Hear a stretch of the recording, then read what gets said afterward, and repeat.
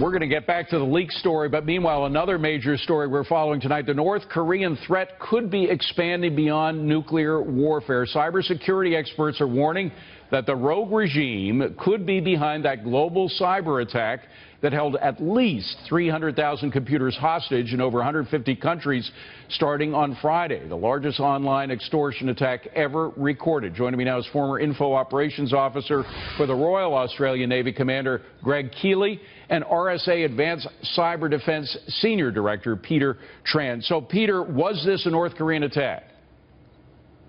It is absolutely hard to 100% determine that, and the reason being is the scale of this attack. With over 822 million new malware coming in daily, which amounts to about 1.2 billion in the last 4 years, it's hard to follow the code and have 100% certainty, but it's not being ruled out in all my years of experience. All right, well, Commander Keeley, at what percent certainty would this demand some kind of response from us? If we're 75% sure, if we're 90% sure, what?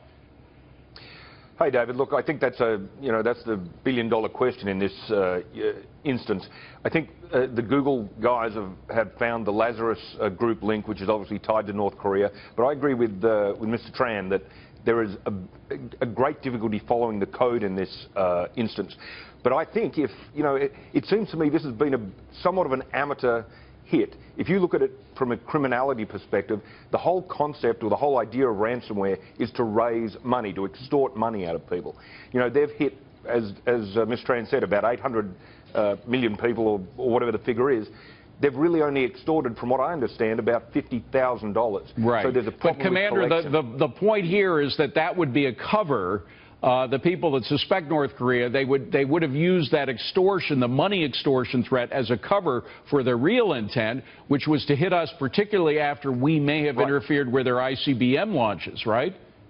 Precisely, and that's, I guess, part of my point is that if this was actually a ransomware attack, these guys would actually be trying to get funds or extort money out of people. They haven't been doing that. Well, Greg, they haven't been delivering the codes.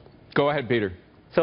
So it was, you're right, Greg, it was absolute amateur hour. I mean, there's a Twitter bot out there that follows the only three Bitcoin wallets that's coded in there. That's absolutely suspicious in my mind. I mean, the current count before we sat down now, Greg, is $71,000 US.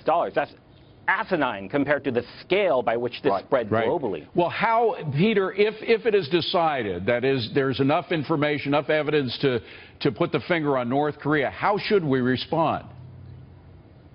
Well, this is a very, very tricky situation because you can have a number of situations and a couple of variables need to come together. First, there needs to be a more high credible smoking gun. I mean, with ransomware, it's like coming up to your car and someone locks you out. You look down, your wheels are gone, and all of a sudden someone's pouring cement in your gas tank. So to have it pinned on a nation state, either China, North Korea, Russia, you name it, we have to have more than 1, 2, 3 variables to have any kind of strategic action to plan. But, Commander, this should not, and we only have 10 seconds, this should not stop us from interfering in any way we can with their ICBM launches, right?